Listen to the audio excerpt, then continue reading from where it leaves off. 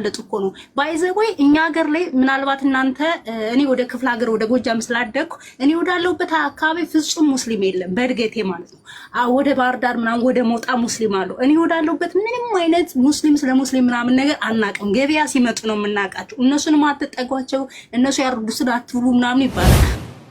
አሁን እኔ ኢንሻአላህ ታገኘዋለሽ፣ ተስፋ አለን እንደምታገኙ። ደግሞ አታጩም። አንዴ መጣሻል፣ መርፌ ተወግተሻል። ከዚህ በኋላ እንቅልፍ አተኝም ራሱ ይቅርታ ንስሐ ገብተው ይቅርታ ብሏል። ኢየሱስ ክርስቶስ መሞት ለምን አስፈለገ? እሱን ነው የምነግርሽ። የኢየሱስ ክርስቶስ መሞትና መሰቀል መንገላታት ወይም ከፍሎልናል ማለት ተረት ተረት ይሆናል በኋላ ገና ለብዙዎች ማንቂያ ቢኮዝ ሰራውንዲንግሽ ላይ ላለው ለተከሰተብሽ ነገር ነው ያንቺን እውነት ነው ያወራሽው እንጂ የሌላውን እውነት ስላልሆነ ጀግናነሽ ቀጥይበት። ከዚህ እውነት ሊቀጥልና ሊገለጥ ስለሚገባ አስተምራቸው ቁጭ አድርጎ ሲጀመር እኔ ስለ ንስሐ አባት ልጠይቅ ገብቼ ንስሐ አባት ለምን አስፈለገ? ፈጣሪ አንድ ነው። አንተንም የፈጠረ እኔንም የፈጠረ እኩል ነው። እኔን የሰራሁትን ኃጢአት ለምን ለስጋ ለባሽ መናገር አስፈለገ ብዬ ስልኮ አንቺ መናፍቅ ተብዬ ነው እንትን የተባልኩት። ይወደዋል ሺ ራይት ኦኬ። ለምን ምክንያትሽ ምንድን ነው? አሁን ለምሳሌ ኢየሱስን ብዙ ጊዜ የማውቃቸው በጣም አማኝ የሆኑ ኢየሱስ ለእኔ ሞተልኝ ተነሳ ምናምን በዛ ምክንያት ይወዱታል። አንቺ ደግሞ አልሞተ በምን ምክንያት ነው የምትወጂው? ኦኬ ኢየሱስ አንደኛ አስተምሮ አለ የቆየውበት የመጣውበት ፈርስት ኦርቶዶክስ ከዛ ደግሞ ፕሮቴስታንት የመጣውበት አስተምሮ አለ ማለት ነው። ጆርኒው ራሱ የሆነን አካል ስታመልክ ቆይተሽ እንድትወጂው ያደርግሻል። ግን ስለሱ የተጣፈውን ታሪክ ደግሞ ክራሽ ያደርግብሻል አይደል እንዴ? ክራሽ ያደርግብሻል። ሁሉም እምነቶች አግሪ የሚያደርጉበት ነብይ ነው። በዛ ላይ ደግሞ ይመጣል ተብሎ አዘይንዶ ዘዴ ለፍርድ ይመጣል ተብሎ ሁሉም እምነቶች አግሪ የሚያደርጉበት አለ። ያንን አክሰፕት አደርጋለሁ። ግን ስለኔ ሙቷል ወይ ባይብል ላይ የተጣፈው ሂስትሪ ስፔሻሊ አዲስ ኪዳን ስለሱ ነው የሚያወራው ማለት ነው። ከኤስከቤ አብዛኛውን ስለሱ ነው የሚያወራው። መጥቶ እንደዚህ ያደረገ፣ እንደዚህ ተሰቀለ፣ እንደዚህ ሞተ፣ እንደዚህ ተደረገ፣ ተመቃብር ተነሳ፣ ከዛ ደግሞ አረገ፣ መንፈሱ ነው ተገለጠ፣ ከዛ ደግሞ ይመጣል፣ ለፍርድ ቀን ይመጣል ምናምን ነገር ከአብ ጋር አንድ ናቸው፣ እሱ መንፈስ ነው ምናምን ይላል። ኦኬ ስለዚህ አሁን እኔ ለኔ እዛ ጋር የተጣፈውን ስለሱ ሂስትሪ ዛትስ ልቦለድ ነው የሚመስለኝ። ግን የመጣውበት ጆርኒ እሱን እንደወድ አድርጎኛል። እሱም ኦኬ አረገ ተብሎ ከተባለ ከሰማያት ወረደ፣ ከዛ ደግሞ ምድር ላይ ያለውን ስራ ሰራ። አዘይንዶ ዘዴ ደግሞ አረገ። አዘይንዶ ዘዴ ደግሞ ሂል ካም ባክ። ሁሉም አግሪ የሚያደርጉባቸው እስማማለሁ። ግን ሂስትሪው ስለሱ የተጣፈው ሂስትሪ ክራሽ ያደርግብኛል።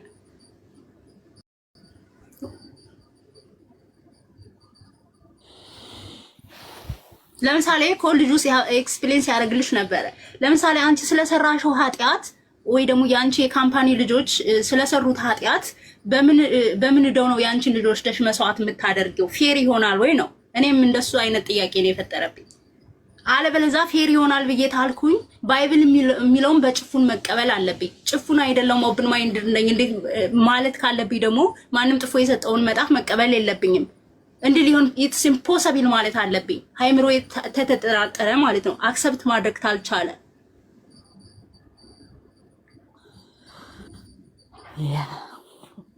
አሁን እኮ እኛ እዚህ ጋር እኮ ፐርፌክት ሆነን አይደለም፣ ጠያቂ ትውልዶች ነን። ምንም አይነት እውቀት የለንም።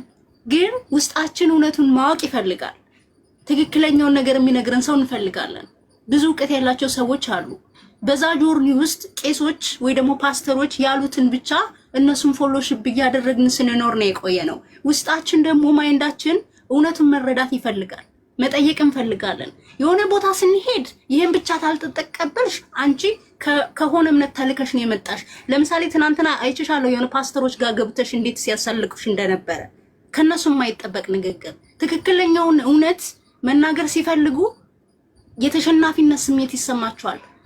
ስለዚህ መልስ ስለሌላቸው አንቺን ያንቋሽሹሻል፣ ዝቅ ያደርጉሻል፣ ወይ ደግሞ የለለ ፕሮፓጋንዳ ይዘሽ እንደመጣሽ አድርገው ያሳልቁሻል ማለት ነው። ለምሳሌ አሁን እዚህ ጋር ስትገቢ የትኛውን ጥያቄ ስትጠይቂ እሱ መመለሳውን ወንድሜ መመለስ ሲያቅተው ወደ ሌላ ዲሊቨሪ ያደረገኝ ይሄ ነው መሆን ያለበት። ትክክል እውነቱን የሚጠይቅ ትውልድ አለ። ግን ስንሄድ እድል አይሰጠንም። ስንጠይቅ መልእክተኛ ናችሁ እንባላለን። መልስ ሲያጡ ይሰድቡናል፣ እንደውም ይስቃሉ። ትናንትና አይተሽ ነበር አይደል? እንደውም አፕሪሺየት እያደረኩሽ ነበር። እነሱ በዛ እድሜያቸው ሲሳደቡ ኢቭን ፎቶሽን ሁሉ በዛ ልክ አድርገው ቴንክ ዩ እያልሽ ፖዚቲቭ ወይ ስትመልሽላቸው ነበር። ኢቭን ሶሻል ሚዲያ አጠቃቀም አያውቁም ጭራሽ ማለት ነው። መልስ ተለላቸው ወደ ስድብ ነው የሚገለበጡት። ወይ ደግሞ ከነሱ ጋር አግሪ ማድረግ ሳትፈልጊ የነሱን ሀሳብ አግሪ ማድረግ አለብሽ ማለት ነው።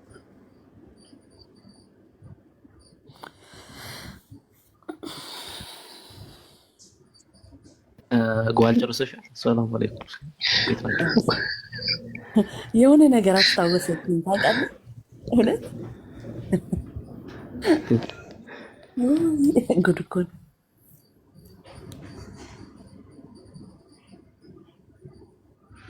እኔ ልቀጥል። ሳራ አሁን አንቺ የምታውቂውን ኢየሱስ ስለ እርሱ ከየት ነው ያወቅሽው? ማለት ለምሳሌ መንፈስ ቅዱስ የሚባል ነገር አለ ብለሻል። ኢየሱስ ብለሽ እየጠራሽ ነውና ስለሱ ኢንፎርሜሽኑን ያገኘሽው ከየት ነው? ከመጽሐፍ ቅዱስ ከመጣበት ጆርኒ ከሁለቱም ቤተ እምነቶች። ከመጽሐፍ ቅዱስ ብቻ? ኖ አንደኛ ጆርኒው አለ ፕሮግራም የተደረግነው ከልጅነታችን ጀምረን የመጽሐፍ ቅዱስ ንባብ ሀቢት የለንም። ኢቭን ፋሚሊ አያነቡ ግን ቸርች ስንሄድ በኦርቶዶክስ እምነት ኢየሱስ እንደተሰቀለ ስለ ኢየሱስ መከራ እሱ ስለሰራልን መስዋዕትነት የሱን መስዋዕትነት መስራት እንደሌለብን መንፈስ እንደሆነ አብ ወልድ መንፈስ ሶስቱ ስላሴ አንድ እንደሆኑ ምናምን እንደዚህ አይነት ፕሮግራም ነው ተጭኖብን ያደረ ማለት ነው። ኢቭን በፊልም ሳይቀር ማለት ነው። ያንን ነው ፕሮግራም ስንደረግ የቆየ ነው። ከራሱ ደግሞ ሪያክሽኑ ያለው ነገር ትንሽ ደግ ስንል ምናምን ነገር ስዕል ምናምን በእንጨት ተጠርቦ ምናምን ነገር እዛ ጋር ጽላት የሚባል ነገር አለ። ጽላት ታቦት ጽላት ማለት 10ቱ ትእዛዞች ናቸው። ድሮ በሙሴ ዘመን በድንጋይ ላይ 10ቱ አትስረቅ፣ እናት አባትህን ውደድ፣ ባልንጀራን አትካድ፣ በባልንጀራ ሚስት አትመኝ ምናምን የሚሉ እዛ ጋር ታቦት የሆነ 4 ማዕዘን ያቺ ትእዛዝ 10ቱ ትእዛዛት የምትቀመጥባት ነች ማለት ነው። አሁን እዛ ጋር የመጀመሪያው አንዱ ትእዛዝ ከኔ በቀር ከኔ ከአንዱ አምላክ በቀር ማንንም አታምልክ ይላል። ያ ህግ በቃ አይሻርም በባይብል እንትን ማለት ነው። በባይብልም በኦርቶዶክሶችም በዚህ እዛ ጋር ምዕመናኑ እዛ ጋር ታቦቱ በየወሩ የሚሰግዱለት ወደ ውጭ ይዘውት የሚወርዱት ታቦት ገባ ታቦት ወጣ እያሉ በዲኮር አድርገው ምናምን ነገር ዙሪያውን እንትን ብለው በቅዳሴ ምናምን ሲያሸበርቁለት የሚኖሩት ያ ታቦት የመጀመሪያውና ደስ የሚለኝ እኔን የሚማርከኝ አንድ ምንድነው ከኔ በቀር በሰው እጅ የተሰራ ስዕል እንዳታመልክ ነው። ዛትስ ኢት ፔሪድ። እንዳታመልክ ከኔ ውጪ ለማንም ስድ እንዳታጎበድድ እንዳታመልክ ነው። ግን እነሱ የአገር የስዕል ዱኬራ አድርገው ስዕል አድርገው ይሰግዳሉ። ኦኬ እዚህ ጋር የምትሉት ታቦት የምትሉት እዚህ ጋር እግዚአብሔር እንደዚህ ብሎ አዝዟል፣ ከኔ በቀር ማንንም አታምልክ ትላላችሁ። እዚህ ጋር ደግሞ ስዕል ይዛችሁ ታመልካላችሁ፣ ትሰግዳላችሁ። አይጋጭም ወይስ? ስናድግ የነገር መልስ ያጡብናል። አትጠራጠሩ ተብሏል እንባላለን። አትጠራጠሩ ተብሏል፣ አትጠይቁ ተብሏል ማለት ነው። ያንን ትቼ ወደ ፕሮቴስታንት ጃም አድርጌ ስመጣ ደግሞ ኦኬ ሳራ ያ እንትን አሁን ብዙ እንዳርቅ ማለት ነው። የኔ ሀሳብ መሰለሽ አሁን አንቺ የምታውቂውን ኢየሱስ መንፈስ ነው ስትይ ራሱ ላይክ አንደኛ የራስሽን ሀሳብ ቀላቅለሽ ነው ብዬ ነው ማስበው። እኔ መጀመሪያ መጽሐፍ ቅዱስ ላይ እንደዛ የሚል የለም። አሁን የምታውቂውን ኢየሱስ ራሱ ኢንፎርሜሽኑን ያገኘሽው ከመጽሐፍ ቅዱስ ነው። እያወራሽው ያለሽው በዛ ተንተርሰሽ ነው። ስለዚህ ያ ሀሳብ አልወጣልሽም። አሁን ስለ ኢየሱስ ያለሽ ምልከታ ማለት ነው። ያ እሱን እኮ ነው። አሁን እሱ ሌላ ችግሩ ነው። ትክክል እንዳልሆነ ማወቅ ያለብሽ ራሱ መጽሐፍ ቅዱስ ላይ ኢየሱስ አለ ወይ? መንፈስ የሚባል ኢየሱስ አለ ወይ? እንደዛ ተብሎ የተጻፈ ኢየሱስ የለም፣ አታገኝም። ከዘፍጥረት እስከ ዮሐንስ ራእይ ብናገላብጥ ኢየሱስ አንድ ሰው አንድ በቤተልሔም የተወለደ ከዛ ደግሞ በገሊላ አካባቢ ያደገ ናዝሬት አካባቢ ያደገ መጽሐፍ ቅዱስ ላይ እንደተገለጸው ማለት ነው። ከዛ ደግሞ 30 ዓመት ሲሞላ ማስተማር የጀመረ ሰው ነው የምናውቀው። ከዛ በፊት ጠራቢ የነበረ የጠራቢ ልጅ ተብሎ የሚታወቅ በቃ ነው የሚታወቀው። መንፈስ ነው ምናምን ተብሎ የሚታወቅ ነገር የለም። እና ያንን መረዳት ራሱ ከየት እንዳመጣሽ አዶን አሁን እንዴት እንደቀላቀልሽው አላውቅም። ላይክ ወይ ደግሞ ከአፖስቶሊክ ቸርች ጋራ አገናኝተሽ ይሆናል አዶን ነው። ኢየሱስ መንፈስ ነው ብሎ ያስተምራሉ እነሱ። አንዳንዴ መንፈስ ቅዱስ ነው ብሎ ገልብጦ እንትን ይላሉ። እና ከክርስትና ወጥቻለሁ ብለሽ ግን የክርስትናን ተርሚኖሎጂ እየተጠቀምሽ ያልሆነ መረዳት ውስጥ ገብተሻል ብዬ ነው የማስበው። እና ትክክለኛው ኢየሱስ በሂስቶሪካል የሚታወቀው ማን ነው? ሰው ነው ወይ ወይስ አምላክ ነው ወይ ወይስ ደግሞ ጀስት ምንድን ነው አሁንም አንቺ የምትይው መንፈስ ነው ወይ? መንፈስ ነው ብሎ የሚያምኑ እኮ ሰዎች እኮ ነበሩ። ለምሳሌ እንትኖች ማለት ምን ነው የሚባሉት ኖስቲኮች ማለት ነው። ላይክ መንፈሳዊ ነገር ነው ምናምን ብሎ የሚያምኑ ነበሩ ድሮ ላይ ላይክ ሰከንድ ሴንቸሪ አካባቢ ላይ ማለት ነው።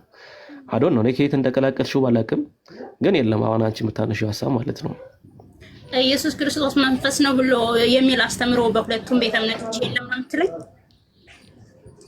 አዎ ኢየሱስ ሰው ነው። አዎ ሰው ነኝ ነው የሚለው ስለ መጽሐፉ የሚያስተምረው። ያው አሁን ባቢ ራሱ የጠቀሰው ጥቅስ ራሱ ብርቱ ነብይ ይላል። ነብይ ማለት ሰው ነው አይደል? ነብይ ሊሆን የሚችለው ሰው ነው። ጀስት ፐርሰን ሁማን፣ እንደኔ የሚበላ የሚጠጣ የሚራብ ሲከፋው የሚያለቅስ የሚያዝን በቃ ያ ነው ሰው። መንፈስ አያዝንም። ምንድነው መንፈስ እንዴት ሊያዝን ይችላል? እንዴት ሊበሳጭ ይችላል? መንፈስ እንዴት ላይክ ሊላክ ይችላል? አዱን ነው ከየት እንዳመጣሽው አላውቅም እኔ። ኖ ኢቭን ኦኬ ለምሳሌ አሁን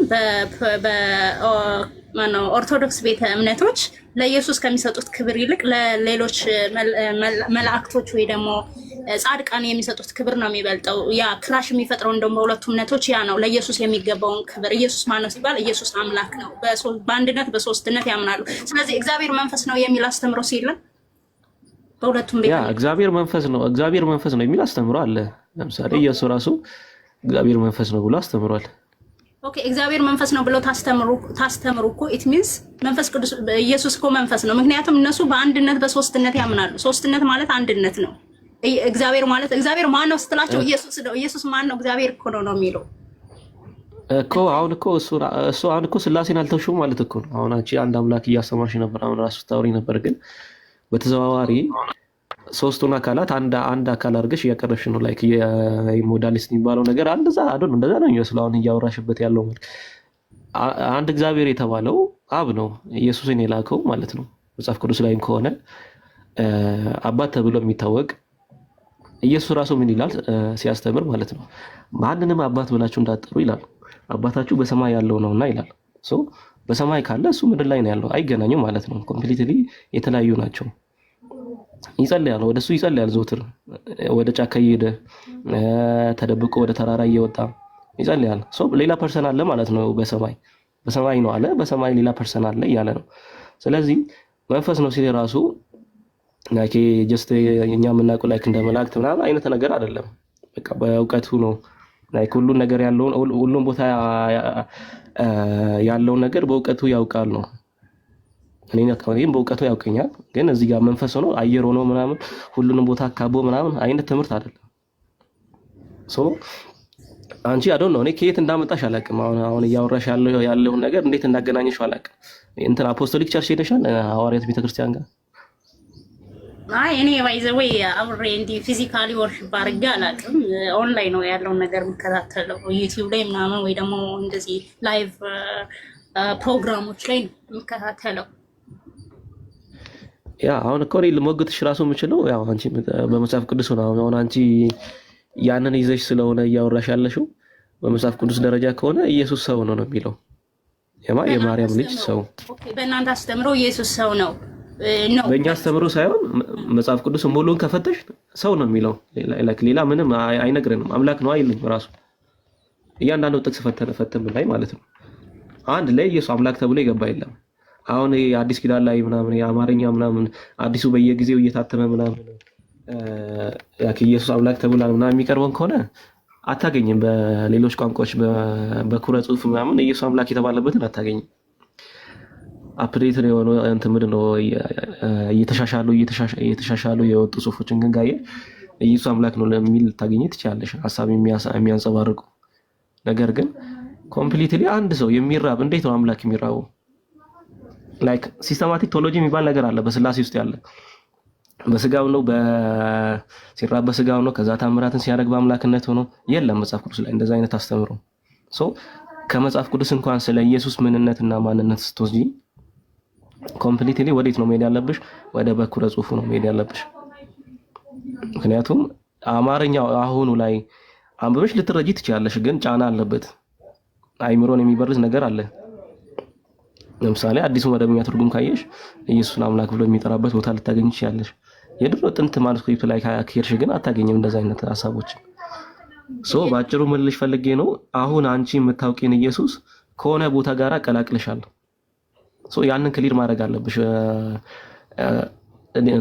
የሰዎችን ሐሳብ ሳትወስጂ በፊት የተማሻቸውን ነገሮች እየጣልሽ ላይክ ኮምፕሊትሊ ማስወገድ አለብሽ። የሆነ ነገር ተሸክመሻል። እኔ በእርግጠኝነት እነግርሻለሁ የሆነ ሰው ነው ያሳስብ ተሸክመሻል። ያንን ጥለሽ ጀስት ሪድ ዘ ባይብል መጽሐፍ ቅዱስን ብቻ ዝም ብለሽ አንብቢና እነሱ የሚሉትን አሁን መጽሐፍ ቅዱስ ላይ ካገኘሽ ችግር የለውም። እኛ እኔ እቀጣለሁ። አይዘወይ መጽሐፍ ቅዱስን ማንበብና መረዳት ይለያልና አነባለሁኝ እኮ ባይዘወይ ፊዚካል የሆነ እንትን መጽሐፍ ቅዱስ አለኝ አነባለሁ፣ ግን ኢንተረስቱ የለኝ መጽሐፍ ቅዱስ ስፔሻሊ አዲስ ኪዳንን ብሉይ ኪዳንን አይደለም። ያ የተስፋ ቃል ነው። አዲስ ኪዳን ስለ ኢየሱስ ነው የሚያወራው ማለት ነው። ኢየሱስ መጣ እናደረገ ከዛ ሄደ ይመጣል ምናምን ነው እና ኢየሱስ በነበረበት ጊዜ የሰራውን ስራ ነው። አሁን እኔ ኢንተረስት ተለለ መረዳቱ አይኖርህም።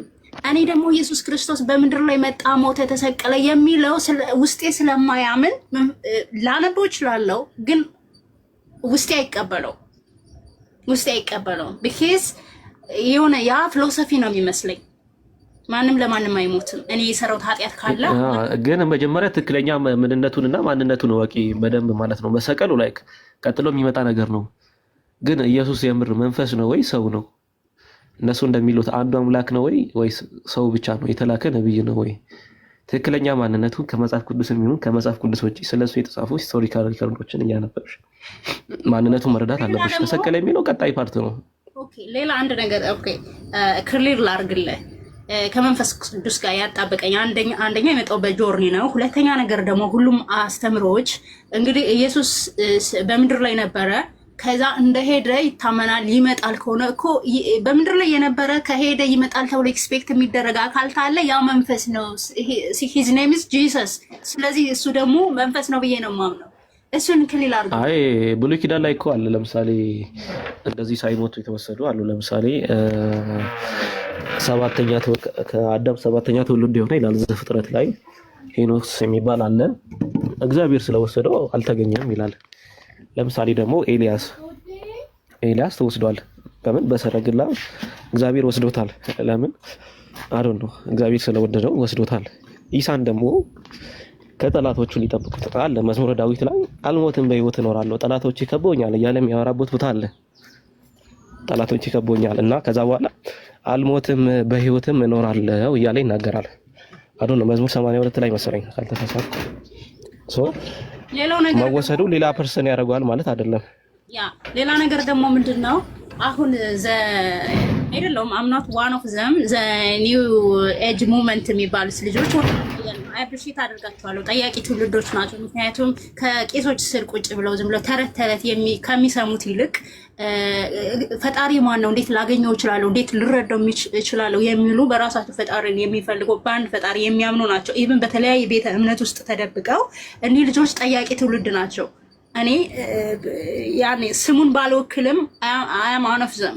ስለዚህ አሁን እነዚህ ሰዎች ፈጣሪ አንድ ነው ብለው ሲመጡ ሪጀክት እየተደረጉ ነው ማለት ነው።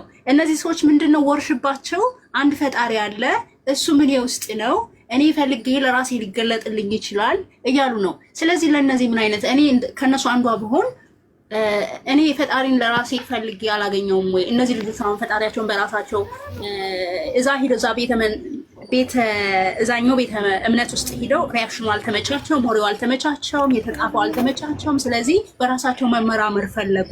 ፈጣሪ አንድ ነው፣ እሱም መንፈስ ነው፣ ያለውን በውስጤ ነው፣ እሱም በግሌ ወርሽፕ አደርጋለሁ። ችግሯ ይሄ ነው። አሁን ለምሳሌ እኔ ከመፈጠሪ በፊት የት ነበር ያ ፈጣሪ ራሱ? እኔ ውስጥ የሚኖር ከሆነ እኔ ሳልፈጠር የት ነበር የሚኖረው? እኔ ፈጥሮ እኔ ከኖረ እኔ ላይ ጥገኛ ነው ማለት ነው አምላክ። ዲፔንድ ኦን ሚ። እኔ ላይ ተጠግቶ የሚኖር ከሆነ ጥገኛ ነው ማለት ነው አምላክ። ላይክ ፈጣሪን እንደ ሰው እንደ ደካማ ነገር ማሰብ ራሱ አይጠበቅብንም። ምክንያቱም በፍጥረት ዓለም ውስጥ ራሱ ይኖራል ብሎ ማሰብ ራሱ አንዱ የስንፍና ምልክት ነው ብዬ አስባለሁ። በነገራችን ላይ መጽሐፍ ቅዱስ ላይም አለ ቀላቀልሽው ሲሉ በጣም ያ ለመሰለሽ እንዴት ነው አምላክ በሰው ውስጥ የሚኖረው? ከኔ በፊት የት ነበር? እኔ ውስጥ ለመኖር ምን አነሳሳው? ሲጀመር ምን ይፈልጋል ከኔ ውስጥ? እኔ ማተር ነኝ። ጨጓራ፣ አንጀት፣ ጉበት ምናምን የሚባል ነገር ውስጥ ያለ እኔ ውስጥ ኖሮ ምንድን ነው የሚሰራው? የማይሆን ነገር ነው፣ የማይታሰብ ነገር ነው። ዱዌል የሚያደርግበት ቦታ አለ የራሱ ቦታ ስል ስፔሲፊካሊ ላይክ እነዚህ የሆነ እኛ የምናስበው ስፔስ ምናምን አይነት አይደለም። ብቻ ባጭሩ ቢዮንድ ስፔስ የሆነ ነገር ቢዮንድ ታይም የሆነ ነገር ነው ፈጣሪ። ምክንያቱም ከጊዜና ከፍጥረት በፊት ያለ ነገር ነው። ስለዚህ ፍጥረት ከተፈጠረ በኋላ በፍጥረት ውስጥ ይኖራል፣ በእኔ ውስጥ ይኖራል። ይሄ የስንፍና ንግግር ነው። ምክንያቱም አምላክ እኔን እየተጠቀመኝ እያልሽ ነው። እኔ ለአምላክ አስፈልገዋለሁ እያልሽ ነው። ስለዚህ ላይክ እኔ አይዲዮሎጂዎች ራሱ ስህተት ነው። ኦኬ ቴንክ ዩ ሶ ማች። ያ አስይበት ጀስት ትንሽ ፕሮሰስ ማድረግ ነው የሚያስፈልገው። አምላክ እንትን የለውም ሲባል ለምሳሌ አምላክ መንፈስ ነው ሲባል ዝም ብሎ አየር ነገር ነው ሆነ ዝም ብሎ እንዴት ነው የምታስቡት? እሱ ነገር ማስተካከል አለባችሁ። መንፈስ ማለት መጽሐፍ ቅዱስ ላይ የተገለጠው ከዛ የሆነ ሐሳቡን ከዛ ስለወሰዳችሁት መንፈስ ነው ሲባል ምን ማለት ነው? ሁሉም ቦታ ሊገኝ የሚችል በሐሳቡ በእውቀቱ። ለምሳሌ እኔን ያየኛል፣ ነገር ግን እዚህ መጥቶ አይደለም እኔን የሚያይ። ሁሉን አዋቂ ስለሆነ ካለበት እኔን ያየኛል። ስለዚህ ባጭሩ መንፈስ ነው ብላችሁ ስታስቡ የሆነ መንፈስ ቅዱስ ወረደብኝ ገባብኝ ከሚለው ጋር አታገናኙ። እሱ የጴንጤ ስብከት ነው። የለም እንደዛ የሚልም ገባብኝ ምናምን የሚባል ነገር የለም። ኃይል ይሰጣል እግዚአብሔር። ለምሳሌ መጽሐፍ ቅዱስ ሐዋርያት ሥራ ምዕራፍ 2 ላይ ካየሽ ኃይል ይሰጣል። ለምሳሌ በእርግብ አምሳል መንፈስ ቅዱስ ወረደባቸው ይላል። ጀስት ፓወር እየሰጣቸው እንደሆነ የሆነ ማመልከቻ ነው እንጂ እግዚአብሔር እርግብ ሆኖ መጥቶ እነሱ ላይ ቁጭ አለ ማለት አይደለም። ስህተት ነው እሱ። እና ሐሳቡ ስትወስዱ ከሆነ ከዶክትሪን ጋር እየቀላቀላችሁ አትወሰዱ። ሙሉ ሐሳቡም ከፈለጋችሁ መጽሐፍ ቅዱስን በነጹህ አይምሮ አንብቡት እና ከዛ ትረዳላችሁ። እና ስድብና ላይም ጥያቄ አለሽ፣ ችግር የለውም መጠየቅ ትችላለሽ። ሐሰን አለ፣ እኔም ማቆም ካለ መልሳለሁ። እኛም ማንችል ከሆነ ደግሞ ሌላ ሰው እንጠራለን።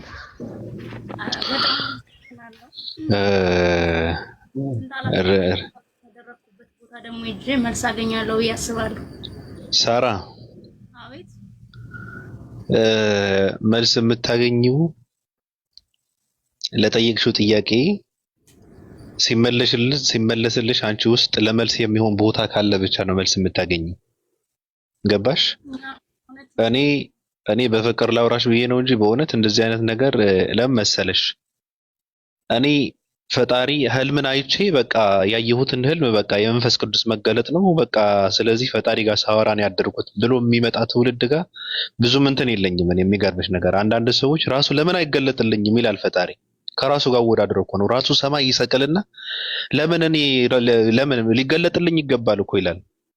ራሱ ነብይ ነው እያደረገ ያለው ወይስ ራሱ ከፈጣሪ በላይ እያደረገ ነው? የፈጣሪ ንቀት ነው? ግራ ይገባኛል አንዳንዴ። ገባሽ? እንደዚህ አይነት ትውልድ ቢመለስለትም ራሱ እንትን አይደለም። ምክንያቱ ጠያቂ እንጂ መልስ የሚመለስለት ለመልሱ የሚሆኑ ቦታ እንኳን እነሱ ውስጥ የለም። አንዳንድ ሰዎች ውስጣቸውን ዝግት አድርገው ይጠይቃሉ። የሚመለሰውን ሁሉ መልስ አይደለም ለነሱ። የነሱ መልስ፣ የነሱ እርካታ፣ የነሱ መከተል፣ የነሱ እውነት እነሱ የሚያነሱትን ጥያቄ ብቻ ነው። ቅድም ስልሽ ነበረ ፈጣሪ ብለሽ እያልሽ ያለሽው አንቺ ውስጥ ያለ ለፈጣሪ የሰጠሽው ቦታ ነው።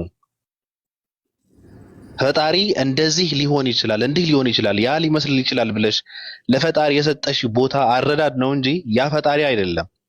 ገብቶሻል? ስለዚህ እንትና ጋርም ስትሄጂ አሁን ለምሳሌ ቅድም ያልኩሽ ሰው ጋር ስትሄጂ ትጠይቂያለሽ፣ ዝም ብለሽ ማዳመጥ ነው ያለብሽ። ለምን? አንደኛ ነገር እንዲገባሽ፣ ሁለተኛ ደግሞ ብዙ እንትን አይወድም። ገብቶሻል? ብዙ እንትን ይሄ የሚጠይቅ ሰው ሳይሆን እንትን የለም አለመግባባት፣ አለመስማማትን በመሃል የሚገባ ሰው ጭቅጭቅ ምናምን አይወድም። ረጋ ብሎ ነው የሚያወራው። እሱ ያወራል፣ ያኛውም ይጠይቃል፣ ይመላለሳል። እንደዛ አይነት ሰው ነው። ገባሽ? አይ ጭቅጭቅም አያስፈልግም። እኔ ባይዘው አልጨቃጨቅም፣ ግን የውስጤን ጥያቄ የሆነብኝን መናገር እፈልጋለሁ። ጥሩ ነው። ታዲያ ጥያቄ መጠየቅ ብቻ ሳይሆን ለመልሱ ቦታ ሊኖርሽ ይገባል አንቺ ውስጥ። አሁን ቅድም ሲነግርሽ ነበር ኢየሱስ ክርስቶስ መንፈስ ነው የሚለውን አስተምሮ የለም፣ በየትኛውም ሃይማኖት የለም። ገባሽ? ስጋ ለበሰ ተብሎ ሰው የተባለውን አንድ ኢየሱስ አይ ግን መንፈስ ነው ብለሽ የምትይ ከሆነ አንቺ ያንቺ አስተምሮ፣ ያንቺ አመለካከት፣ ያንቺ አረዳድ፣ ያንቺ ፍላጎት እንጂ የየትኛውም አስተምሮ አይደለም። ገባሽ?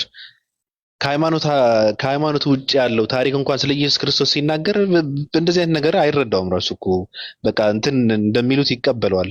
ሰውነቱ ይቀበላል። በቃ ሰው ነው፣ አንድ እስራኤላዊ ነበረ ብሎ ነው የሚቀበለው። አንድ ሰው ግን ኢየሱስ መንፈስ ነው ብሎ ከመጣ በጣም ከባድ መንፈስ ተናውጦበታል ማለት ነው። ስለዚህ ትንሽ ዝቅ ማለት ያስፈልጋል። እውቀትን የምንፈልግ ከሆነ መረዳትን የምንፈልግ ከሆነ ትንሽ ዝቅታ ያስፈልጋል። ብዙ እንትን ምን ጦዝ ከሆነ በጣም ከባድ ነው። እኔ ጦዛለሁ አንዳንዴ። የሚገርምሽ ነገር ድሮ አጨስ ነበረ፣ አጨስ እጠጣ ነበረና በምጠጣበትና በማጨስበት ሰዓት የለውም ሁሉም ሰው ጉንዳን ነው ለኔ። ሁሉም የሚያወራው ሰው በቃ እንትን ነው፣ ምንም እንትን አይመስለኝም። ሲበናት ዝም ብለህ ምን ነው የምታወራው እላለሁ። ቁም ነገር እያወራኩ ነው ሰው ምንም አይመስለኝም። ውስጤ የተዘጋ ነው። የሆነ እብደት ውስጥ ሆኜ ማለት ነው። ረጋ ብለው ጠጥተህ ስታዳምጠው እንትኑ ስታላምጠው ደግሞ ንግግሩ፣ ምክሩ፣ ምናምኑ በጣም ከባባድ እንትን የተሸከመ ብዙ ቁም ነገር አዘል ነገር ነው እንትን የሚያደርግ እና ጦዘት ውስጥ ሆነን ፈጣሪን መፈለጋችንን ጥሩ አይደለም ለራሳችን። ገብቶሻል? አሁን እኔ በሆነ ጥያቄ ስለሆንሽ በፍቅር እንዳወራሽ ነው የፈለኩ። እኔ ደስ ይለኛል እንጂ ብዙም እንትን አይልኝም። ውስጤ በጣም ይጨነቃል። የሚገርምሽ ነገር አንዳንድ ሰዎች እንደዚህ አይነት ጥያቄ ሲነሳ ማለት ነው። አሁን ለምሳሌ የፈጣሪ ሰው ሆነ፣ ደከመ፣ ጠጣ፣ በላ፣ ወረደ፣ ተነሳ፣ ተኛ፣ እንቀላፋ ምናምን የሚል ሲነሳ በጣም ነው የሚጨንቀኝ። እዛ ጋር ደግሞ ትመጣና አንዳንድ ሰዎች ደግሞ ወጣ ብለው አይ በቃ ፈጣሪ ለእኔ ሊገለጥልኝ ይገባል ካልሆነ የለም ማለት ነው ይልሻል። እንዴ አስበሽዋል? እንዴት ነው የሚገለጥልህ? እንዴት ምን እንዴት እያሰበ ነው? አንድ ፀጉሩን እያበጠረ ነው ሰው እየጠበቀ ያለው ወይስ የሆነ ወንዝ ላይ ወርዶ ውሃ እየቀዳ እየፈለገው ነው? ምንድን ነው?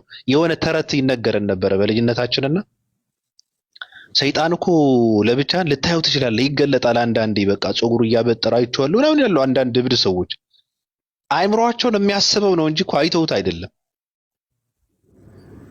ገባሽ? እና ከእንደዚህ አይነት እንትን ትንሽ ከቅዠቱ ብንላቀቅ መልካም ነገር ነው። ረጋ ብለን እስኪ ሰው ምንድን ነው የሚያወራው ብለን ካዳመጥ ትክክለኛና እውነት ነገርን ልንረዳ እንችላለን። ለሚመለስልን መልስ ግን ስንጠይቅ ቦታ ሊኖረን ይገባል፣ እኛ ውስጥ ማለት ነው። ገብቶሻል? ቦታ ይኖረን። አዎ ከምንም በላይ እና ያሴ አለ ምናልባት ልጨብጣት ካለ እንጨባበት እስኪ። ሳራ እንዴት ነሽ? እንዴት ነው ወንድም? ደህና ነሽ? ደህና ነኝ። ደህና ነኝ አልሐምዱሊላህ።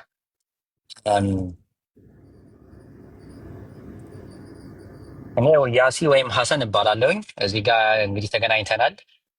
ከኡስታዝ ጋራ ከመምህሩ ጋራ እናገናኝሻለን። ማንኛውንም አይነት ጥያቄ በልቦናሽ ውስጥ ያለውን ጥያቄ፣ ይሄ ጥያቄ ችግር አለበት ወይም ይሄ ጥያቄ የጥያቄ ፎንጋ የለውም የሚለው ነገር አለው ኡስታዝ ማለት ነው። አሁን የምናገናኝሽ ሰው ወንድም ወይም ኡስታዝ ማንኛውንም አይነት ጥያቄ እስልምና ላይ የሚሆን ማንኛውም አይነት ጥያቄ ብትጠይቂ ለመስማት ጆሮ እስካለሽ ድረስ ብትቀበዩም ባትቀበዩም ቁጭ ብለሽ ለማዳመጥ ጊዜ እስካለሽ ድረስ ችግር የለብንም የአንቺን ጥያቄ ለመመለስ።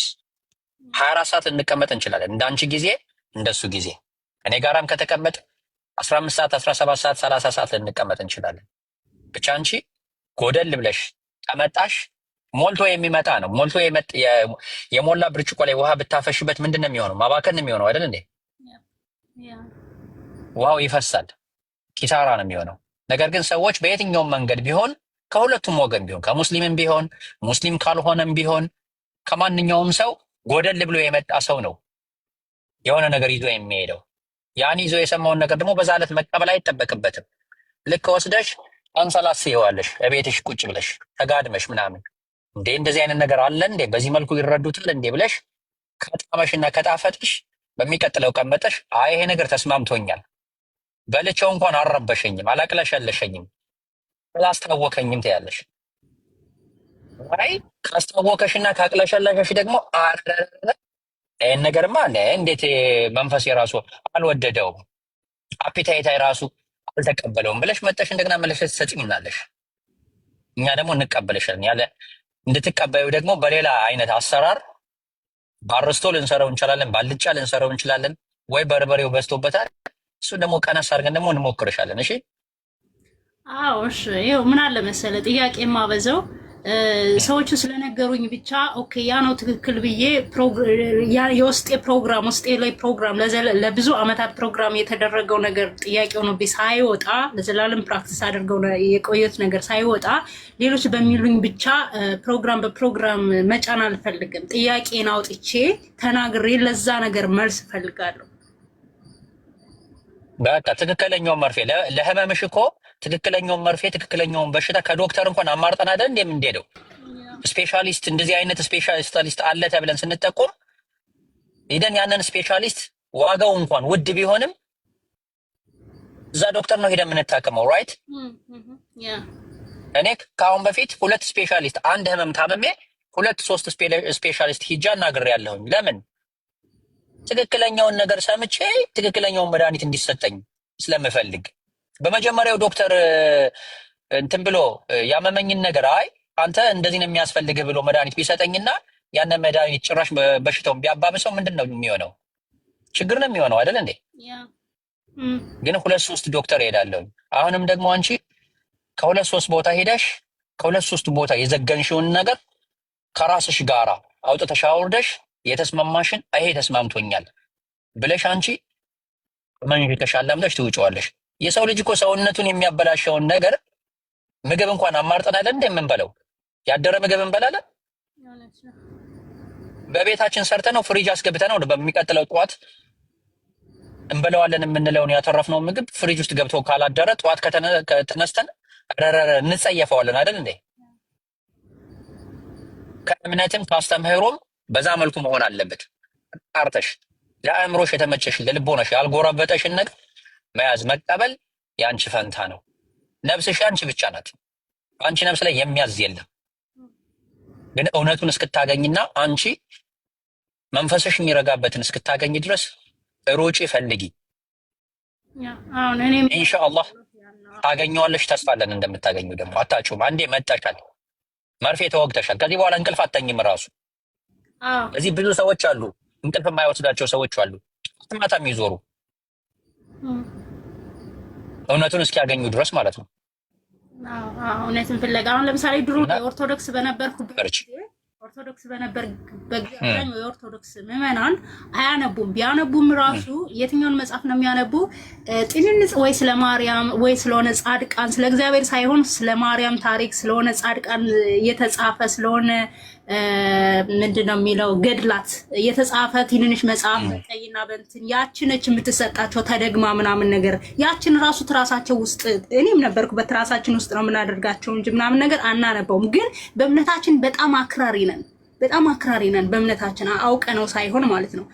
ከዛ ያን ነገር ደግሞ አስጠላኝ መጣና ወደ ፕሮቴስታንት መጣው ምናምን ነገር እና አገር ቤት በነበርኩበት ጊዜ አብሬ ወርሺፕ ምናምን ነገር አድርገ እና መጽሐፉ የሚለው ሌላ ነው፣ ተግባራቸው ሌላ ነው፣ አለባበሳቸው አይማርከኝም፣ ሂውማኒየር ብቻ ናቸው፣ ገላቸውን እንትን ብለው ነው የሚመጡ ምናምን ነገር፣ ቸርች ውስጥ ያለው ነገር ፕሮግራም ምናምን ነገር ሌላ ነው። ስለዚህ ያኔ ተግባራቸው ደግሞ ሌላ ነው። እሱን ስታይ በቃ እንትን ትላለህ፣ ትሸሻለህ። እስኪ አንድ ጥያቄ ልጠይቅሽ። እንግዲህ አብዛኛው እድሜሽን በኦርቶዶክስ ነው የገፋሽው አይደለ? ያ ኦፍ ኮርስ በእርግጠኝነት 98% 99% ማለት ይቻላል የኦርቶዶክስ እምነት ተከታይ ይሄንን ነገር አያውቀውም ብዬ በድፍረት እናገራለሁ። ትክክል፣ አያውቀውም። ጥያቄውን ልጠይቅሽና አንቺ ትናገሪያለሽ በዛ ቤት ውስጥ ስላለሽ። አዳም አትብላ የተባለውን ነገር በልቶ ኃጢአት ሰርቷል አይደል? አዎ፣ በዘፍጥረት ላይ አለ። ኃጢአት ሰርቷል አትብላ የተባለውን ነገር በመብላቱ። ከዛ ኃጢአቱ እግዚአብሔር አዳም ተጸጽቶና ንስሐ ገብቶ ይቅር ብሎታል አላለውም ብለው ይናገራሉ አይናገሩም? ድገምልኝ ጥያቄውን። ተበለው በኋላ ኃጢአት ተሰራ በኋላ አዳም ተጸጽቶ ንስሐ ገብቶ እግዚአብሔር ይቅር ብሎታል የሚል አስተምሮ የለም አይደል? እኔ ባነብልሽሳ አዳም ንስሐ ገብቶ ይቅር ተብሏል። ኢየሱስ ክርስቶስ መሞት ለምን አስፈለገ? እሱን ነው የምነግርሽ። የኢየሱስ ክርስቶስ መሞትና መሰቀል መንገላታት ወይም ከፍሎልናል ማለት ተረት ተረት ይሆናል፣ ፊክሽን ይሆናል። ለሰው ልጆች እንዲልሱት የተዘጋጀ ካራሚላ መሆኑ ነው። ኦኬ ኦኬ። ትውልዱ ግን ይሄን አያውቅም። 99% ይሄን መጽሐፍ አያነበው። እጃቸው ላይ አለ ግን አያነቡትም። አያነቡትም እኮ አናነበውም። እውቀቱ የለንም አልኩ እኮ። ሲጀመር ትክክለኛው መጽሐፍ ቅዱስ በየጊዜው አፕዴት ይደረጋል። ሲጀመር በኦርቶዶክስ ቤተ እምነት እኮ ሌላ ቋንቋ ነው፣ ግዕዝ እኮ ነው። ኑ ኑ ኑ ኑ ኑ ኑ ታምር እኮ ነው። በዛ እኮ ግዕዝ እኮ ነው። ግዕዝ የትኛው እንትን ይላል?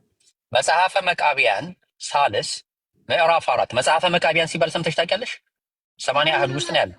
እኔ አላውቅም። ገድላት ብቻ ነው የማውቀው። ተረት ተረት ነው የማውቀው። ተመልከች፣ አሁን ማነብልሽን ነገር ታዘቢ አንቺ። መጽሐፈ መቃቢያን ምዕራፍ 4 መጽሐፈ መቃቢያን ሳልስ ምዕራፍ 4 ጀምሮ አዳም ራሱ የተፈጠረበትን ምክንያት ራሱ ይናገራል። አዳም በዳቢሎስ ምትክ እንደተፈጠረ ታውቂያለሽ? አታውቂም? ነገሮች አያውቁም። አዳም አናውቅም። በዳቢሎስ መካድ ነው። እግዚአብሔር ዳቢሎስ ሲክድ እና ሲያምፅ የሚያመልከውን ምስጋናው እንዳይጓደል የሚያመልከውን አዳምን ፈጠረ። መመለክ ስለሚፈልግ እግዚአብሔር ማለት ነው። ላሳይሽ ባቢ፣ አንዴ በትልቁ ነው ይፈቀዳል አይደል ባቢ? ኧረ ተመልከቺ። ድገማት ከእንደገና ሐሰን፣ እኔም እንድማር በደንብ እስቲ ድገማት ከእንደገና መጀመሪያ ያልከት ፕሌስ። እግዚአብሔር አዳምን የፈጠረበት ትልቁ ምክንያት እንዲመለክ ምስጋናው እንዳይጓደል ነው። ለምን? ዳቢሎስ ስለካደ ስላመፀ አዳምን ምን አደረገ? አዳምን ፈጠረው። ለምን? እንዲመለክ እግዚአብሔር የሚያመልከውን የሚያመሰግነውን አዳምን ፈጠረ። ይሄ ይታያቸዋል አይደል? አማርኛ 80 አህዱ መጽሐፈ መቃቢያን ተመልከች።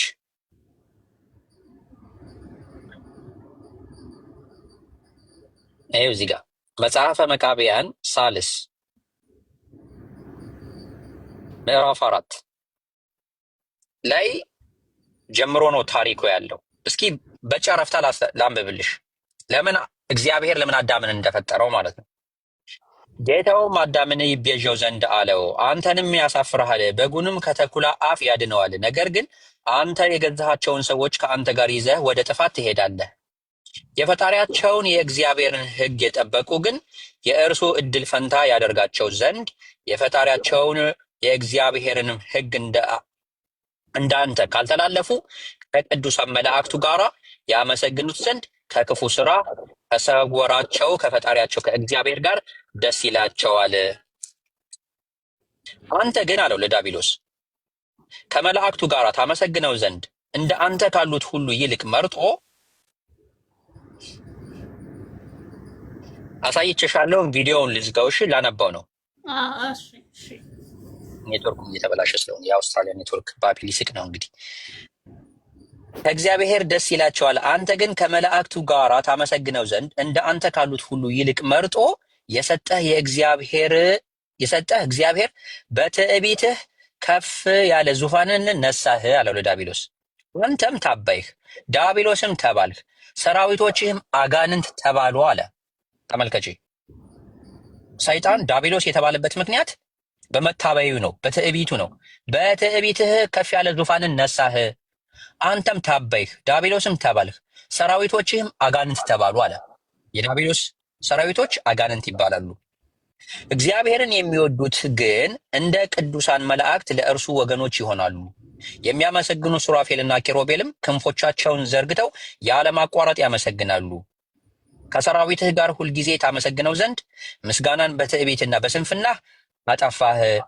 እንደ አንተ ያለ መፍጠር የማይቻለው መስሎ ተመልከች። አሁን አስተዊ እንደ አንተ ያለ መፍጠር የማይቻለው መስሎ አንተ የፈጠረህ እግዚአብሔርን ምስጋና በዘነጋህ ጊዜ 10ኛ ነገድ አድርጎ የፈጠረው የእግዚአብሔር ምስጋናው እንዳይጓደል አንተም ከወንድሞችህ አንድነት በተለየህ ጊዜ የፈጠረህ እግዚአብሔር ምስጋናው እንዳይጎድል አንተም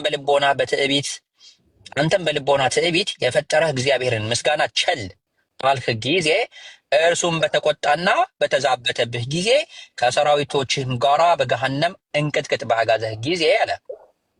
ይህችን በቪዲዮ ላሳይሽ፣ ቢጫ ያደረግኩበት ማለት ነው። በቅዱሳት እጆቹ ከምድር መሬትን ወሰደ፣ ውሃንና እሳትን ነፋስንም ጨመረ፣ አዳምንም በመልኩና በምሳሌው ፈጠረው። ምስጋናው በአንተ ጉድለት ይሞላ ዘንድ በእጁ በፈጠረው ሁሉ ላይ ሾመው። የመሬታዊው ምስጋና ከሰማያዊው ምስጋና ጋር ተጨመረ፣ ምስጋናቸውም እኩል ሆነ። አንተ ግን በትዕቢትና በአንገትህ መደንደን ተሰደድህ፣ ከፈጠረህ ከእግዚአብሔር ጌትነትም ወጥተህ ራስህን አጠፋህ። የእግዚአብሔርነቱ ምስጋና እንዳይጎድል እግዚአብሔር በፈቃዱ ምክር የሚያመሰግነውን ፈጥሯልና ምስጋናው እንዳይጓደል እወቅ። እርሱ ሳይደረግ ሁሉን ያውቃልና ትእዛዙንም እንደምታፈርስ ሳይፈጥርህ አወቀ። ዓለም ሳይፈጠር በእርሱ ዘንድ የተሰወረ ምክር ነበረና በካድኸው ጊዜ ባሪያው አዳምን በመልኩና በምሳሌው ፈጠረው እያለ ይናገራል። አሁን የተፈጠረበትን ዓላማና ኢላማውን ነገርኩሽ አይደለም? ይሄን አንብበሽው አስተምሮት መምህራኖች አስተምሮት ያውቃሉ ይሄንን ነገር በአደባባይ ሲጀመር ሞስት ኦፍ ዘ ታይም ገድላት ሰዎች እና የማርያም ታምራት ነው የሚነበቡት ከቤተ ክርስቲያን ውስጥ። ከዛ ቁጭ ብለን ከንፈራችን እንደዚህ መጠን ምናምን ነው የምንመለሰው።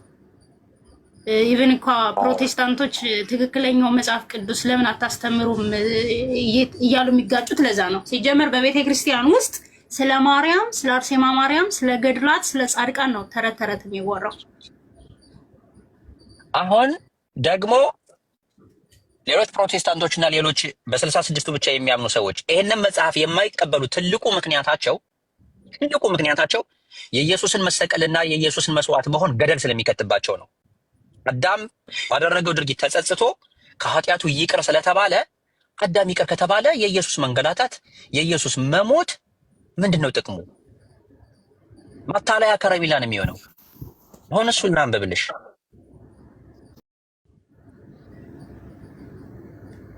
እነዚህን በቀይና በቢጫ አድርጌ ከፋፍዬ ያስቀመጥኳቸው በቀይ የተጻፉ ጽሁፎች ዲያብሎስን የሚመለከቱ ስለሆኑ ነው። በቢጫ ያደረኳቸው ደግሞ አዳምን የሚመለከቱ ስለሆኑ ነው። ጉዳዩ ያለው ከቁጥር 23 ጀምሮ ነው። ምን አለ? ወይም ከቁጥር 21 ጀምሮ ላንብብልሽ። እግዚአብሔር የትዕቢተኞችን ነገር ቸል ይላል፣ የፈረስንም ኃይል አይወድምና በሰው ጉልበትም ደስ አይለውምና፣ ነገር ግን እግዚአብሔር በሚፈሩትና ስለ ኃጢአታቸው ጮኸው በሚያለቅሱ ደስ ይለዋል አለ። ተመልከቼ አንተ በንስሐ መናዘዝ ተሳነህ ይለዋል ለዲያብሎስ። ያ መሬት ግን ስለ ኃጢአቱ በእግዚአብሔር ፊት ፈጽሞ እያለቀሰ በንስሐ ተመለሰ። ያ መሬት የተባለው አዳም ነው። አዳም የተፈጠረበት ግብአተ ማቴሪያሉ ከመሬት ስለሆነ ማለት ነው። እየገባሽ ነው? አንተስ አለው ለዲያብሎስ በልብህ ትዕቢትና በአንገትህ መደንደን የሰላም መንገድን አላወካትም፣ ንስሐንም አላወካትም። በንስሐ በለቅሶና በእንባ በፈጣሪ በእግዚአብሔር ፊት መናዘዝ ተሳነህ። ያ አመድና መሬት የሆነ ድሃ ግን በለቅሶና በእንባ ወደ ንስሐ ወደ ሰላምና ወደ ትህትና መንገድ ተመለሰ። አንተስ ለፈጠረህ ለእግዚአብሔር ራስህንና የልብህን ቀፈት አላዋረድህም። እርሱ ግን በበደለው በደል ራሱን አዋርዶ ተናዘዘ፣ አልታበየምም። ያንም ስህተት የፈጠረው እርሱ አይደለም ከአንተ የተገኘ ነው እንጂ አለ። ይሄ ራሱ እባብ ሔዋንን እንዳሳሳታት ከዛ በኋላ እንደተረገመና እግር አልባ እንደሆነ ነው አይደል እንዴ? ተመልከቺ። እባብ ሔዋንን ስላሳታት ተረገመ፣ እግር አልባ ሆነ። ከዛ ሔዋን ደግሞ መጣ አዳምን አሳተችው። እሷ ደግሞ እግዚአብሔር ምን ብሎ ረገማት ይሉናል? በምጧ ቀን በፔሬድ በምጧ ቀን ተመልከቺ፣ ስትወልድ አመጣና ተቸግራ ነው የምትወልደው። ያ ነገር ለምንድን ነው? አዳምን ስላሳሳተችው ነው ይሉናል። ይሄ ተፈጥሮ ናቹራል ኦርደር ሆኖ እያለ እንዴት ነው በሴቶች ላይ እርግማን የሚሆነው? እኮ ይሄ እኮ ተፈጥሮ ነው። አንቺ ይሄ እኮ ተፈጥሮ ነው። አንቺ ያ ነገር ራሱ ላለማማጥ ላለመቸገር ያለሽ አማራጭ ምንድን ነው? አለማግባትና አለመውለድ ነው አይደል እንዴ? ነገር ግን እንስሳቶች ሲያመጡ የለ እንዴ ተረግሞ ነው እንዴ? ይሄ ነው ችግሩ። ሲጀመር ሴት ሆነሽ የተፈጠርሽው ወደፊት ወንድ አግብተሽ አርግዘሽ እንድትወልጂ ነው እኮ አላማና ኢላማው። የሴት መሆንን አላማና ኢላማ አይደል እንዴ? እንዴት ነው የአንቺ መውለድና ማማጥ እርግማን የሚሆነው? ይሄ ራሱ ፉርሽ ነው። ምን አለ ሰይጣንን እዚህ ጋር ሲወቅሰው፣ ያንም ስህተት የፈጠረው እርሱ አይደለም ከአንተ የተገኘ ነው እንጂ ወንጀልን ፈጥረህ አውጥተኸዋልና በትዕቢትህም ከአንተ ጋር ወደ አንተ ጥፋት ወሰድከው። ሁለታችሁም ሁሉ ሳይፈጥራችሁ አውቋችኋልና አካሄዳችሁንም አውቋልና ይህ የተደረገ በልብህ ትዕቢት እንደሆነ እርሱ ያውቃል። ያን የትዕቢት ተንኮል የሌለውን ግን በንስሐ በለቅሶና በእንባ መለሰው። አንተ ግን በልብህ ትዕቢት በንስሐ መናዘዝ ተሳነህ። በድሎ በንስሐ የማይናሰሰው ከቀድሞ በደሉ ይልቅ በደሉን ያከፋልና አለ። ተመልከች፣ አስተውይ እዚህ ጋር። አንተ ግን በልብህ ትዕቢት በንስሐ መናዘዝ ተሳነህ አለው ለዳቢሎስ። በድሎ በንስሐ የማይናዘዝ ሰው ከቀድሞ በደሉ ይልቅ በደሉን ያከፋልና አለ። እንዴ እኔ ዝሙት ሰርቼ ያን ዝሙት የሰራሁትን ነገር ማቃልለው እባክህ አታካብድ የምንለው ነገር አለ አይደል እንዴ? ሰዎች ወንጀል ስንሰራ ይችማ ምን አላት እንላለን። ወንጀሉን ሰርተ ነው እያለን ጭራሽ የሰራ ነው ወንጀል ራሱ እናቃልላለን። ይሄ ራሱ በጣም ትልቅ ከባድ ነገር ነው እያለ ነው እግዚአብሔር እዚህ ጋር።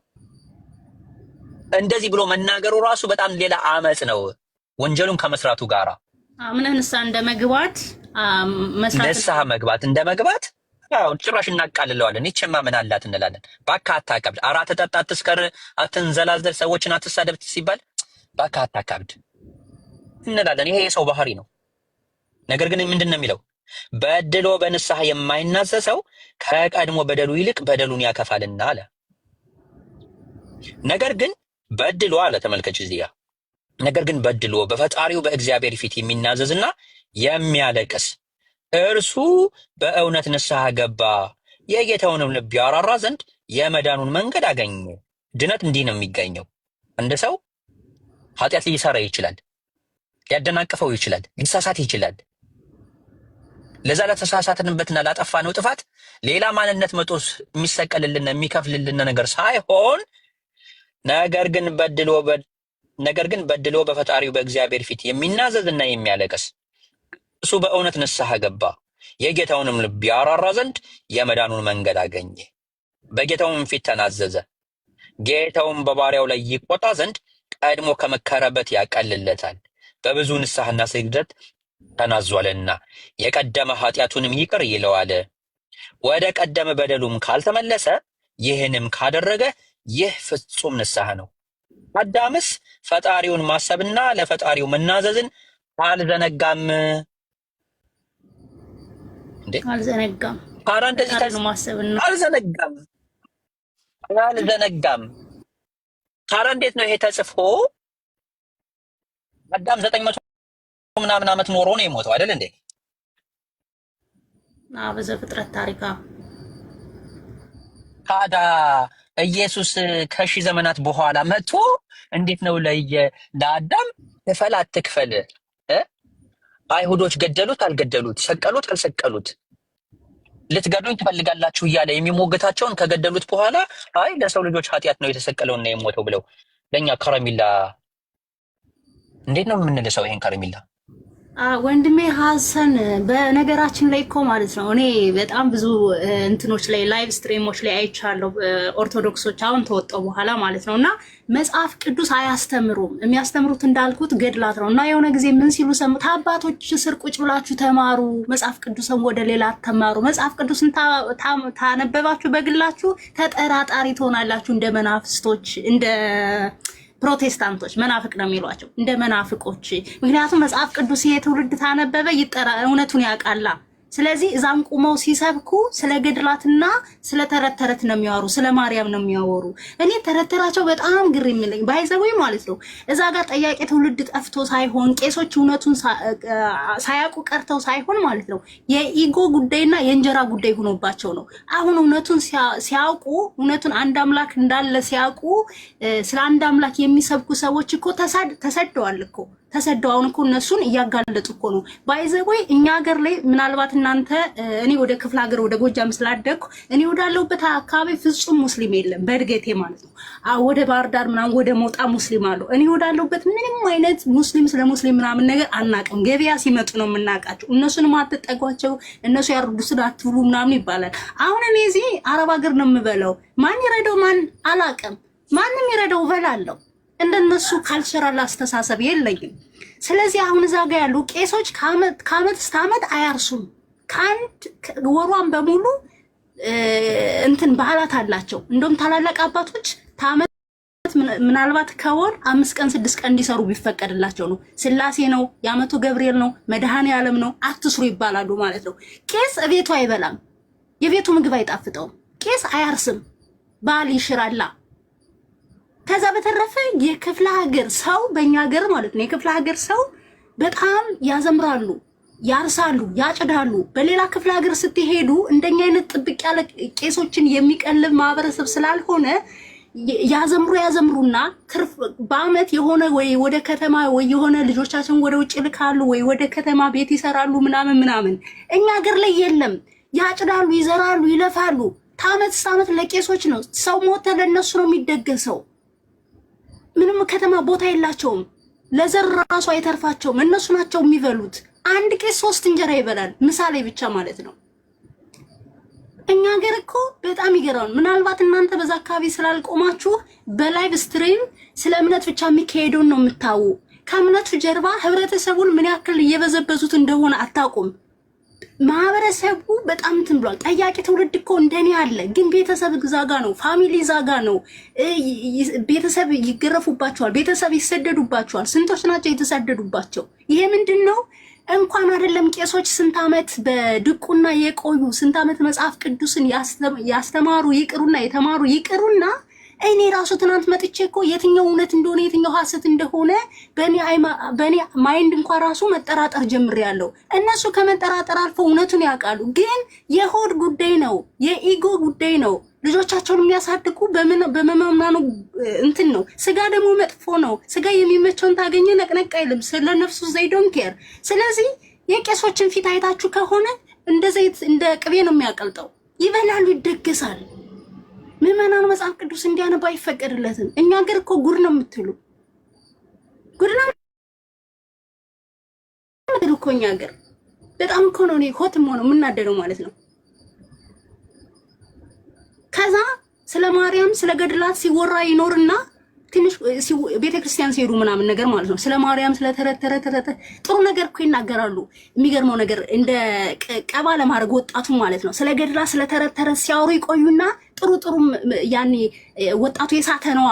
ወጣቱ የተሳሳተ በመጠጥ በዝሙት የወደቀ ስለሆነ እነዛን ሰዎች ቀባ ለማድረግ አትበድል፣ አትስረቅ። ስለ ማርያም እኮ እዛ ጋር ሲሰብክ ቆይቷል። ውሸቱን ሲሞላ ይቆይና ትንሽ ወጣቱን ደግሞ መንፈሳዊ መስሎ ቀባ ለማድረግ ማለት ነው የእግዚአብሔር ሰው መስሎ ቀባ ለማድረግ አትበድል፣ አትዘሙት ምናምን ይልና ቀባ ያደርግና ጻድቅ ይመስሉና ከዛ ደግሞ ግማሹ ጥላ ይዞ ሊለምን ይወጣል በሰው በተቀመጠበት ማለት ነው። ከዛ ይሄ የምድን የክርስትና ስማቸው እየተነሳ ይሄን አርሴማ ይሄን አድርጋልኛለች ወልቅ አድርገው ህዝቡን ይዘርፋሉ። ወልቅ አድርገው ማለት ነው ያችን ይገቡና ይከፋፈላሉ። በዛ ነው ልጆቻቸውን የሚያስተዳድሩ። እውነቱን እኮ ያውቃሉ። እኔ ገረመኝ ማለት ነው። ድግምት ይሰራል ብዬ ያሰብኩ እኔ ከዛ ትውልድ ተፈጥሬ መጠራጠር ተጀመርኩ። በዚህ ልክ እንደዚህ እኔ ካዋረድኳቸው ጠያቂ ትውልድ ጠፍቶ ነው ወይ ነው? የትኛውን መጽሐፍ እየጣፉ ልቦለድ እየጣፉ ይሄንን አንብቡ ብለው ሲሰጧቸው ሲከትቧቸው ጠያቂ ትውልድ ጠፍቶ ነው ወይ ማለት ነው? ተደርጎባቸው ይሄ ድግምት የሚባለው እንዳያነቡ፣ እንዳይጠይቁ፣ እንዳይናገሩ ተደርጎባቸው እኮ ነው። ምዕመናኑ በጣም ተደርጎበታል እኛ ሀገር ላይ ያለው ማለት ነው። እናንተ እኮ ስለማታውቁ ነው። ምናልባት ይሄ ወደ ጎንደር ወደ ክፍለ ሀገር ምናምን ወደ ጎጃም ስለማትሄዱ ሊሆን ይችላል። እዚህ ጋር መጽሐፍ ቅዱስ ላይ ያለውን ብቻ ቁርአን ላይ ያለው መጽሐፍ ቅዱስ ላይ ያለውን ብቻ ክርክር ስለምታዩ ይሆናል። የቄሶች ጉድ እኮ ምንም አያልቁም ማለት ነው። ሰው ሞተ፣ እኔ እኮ ማለት ነው ሰው ሞተ፣ ሳልስት አለ፣ ማግስት አለ፣ 12 አለ፣ 30 አለ፣ 40 አለ፣ መንፈቅ አለ፣ አመታት አለ። ያ ሁሉ ለቄሶች እየተደገሰ ነው። ከሞተ በኋላ ደግሞ ይሄ እንደ ሰርግ እንትን የሚባል ነገር አለ። ይሄ ተስካር የሚባል ነገር አለ። ተስካር ግዴታ ነው። በቃ ሰርግ በእኛ ሀገር ግዴታ አይደለም። ተቻልክ ትደግሳለህ፣ በቁሜ እያለህ ማለት ነው። ከቻልክ ትደግሳለህ፣ ካልቻልክ ግዴታ የለብም። ያው ዘመን ወጣት እንደውም በጣም ስማርት ስለሆነ ድምቅ ያለ ሰርግ ያን ያክል ብዙ እንትን የላቸው። ሰርግ ግን ማነው ተስካር ግን ግዴታ ነው። የሀገር ሽማግሌ የሀገር ቄሶች ተሰብስበው ኢቨን እኮ ቅዳሴ ተብሎ ዛጋ ይቆማል። ምዕመናኑ እንዲህ ብሎ ነው የሚውለው። ሰው ሲወለድ ከክርስትና ጀምሮ ነው ብዝበዛ የሚጀምረው። ክርስትና ተብሎ ማለት ነው። ጠላ እንትን ይላል። ምን ይባላል? ቤተክርስቲያን ይሄዳል። በራቸውን ይዘጋሉ ቄሶች። ኑኑኑኑኑ ይላሉ። ምን እንደሚሉኝ እኮ አናውቅም። ምን እንደሚሉ አናውቅም። ውስጥ እየበሉ ይሁን እየተማከሩ ይሁን የዘረፉትን ብር እየቆጠሩ ይሁን ምን እየጠነቆሉ ይሁን እያፈዘዙ ይሁን አናውቅም። ቢያንስ ቅዳሴም ሆነ ግዕዝም ሆነ ትራንስሌት እየተደረገልን ወይ ደግሞ ሰው ሲሞት መቃብር ላይ እየተተረጎመልን ቢሆን እሰየው። ምን እንደሚሉ በምን እናውቃለን? ለምንድን ነው ህዝቡ የማይነቃ እኮ ነው የኔ ጥያቄ።